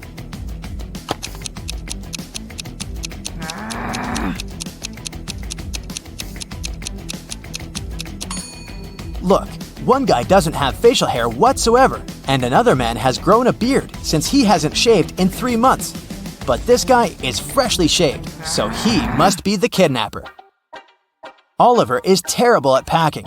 Whenever he goes somewhere, he always takes stuff he'll never need, so he needs your help with some packing. Today, he's packing to go camping in the forest. Take a look at his bag and decide what he won't need on the trip.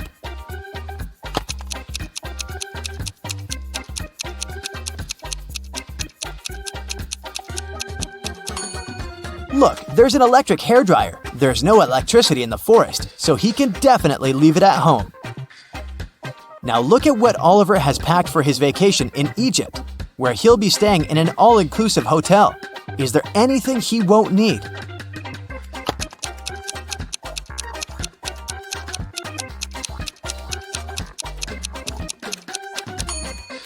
Is that laundry detergent? Yeah, you don't wash your clothes yourself in an all-inclusive hotel. Now he's off to his girlfriend's place to spend the weekend with her. What does he have in his bag that he really won't need there?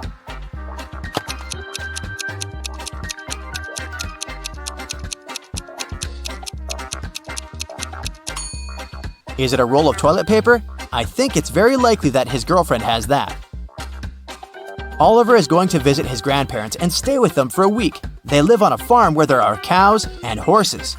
Oliver is going to chill and do some gardening. Now check his suitcase. What's there that he won't need?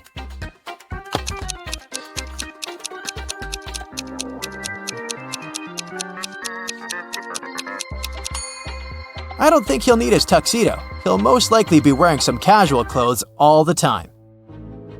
Yasmin is wandering through a forest and sees a spooky house. As soon as she steps inside, the door behind her back slams shut. It's the house of an old magician who doesn't like visitors. But there's a chance for strangers to escape. There are 3 drinks. The red one will turn Yasmin into a mouse for an hour. The green one will allow her to fly for an hour. The blue one will make her breathe fire for an hour. Which drink should Yasmin choose if she wants to get out?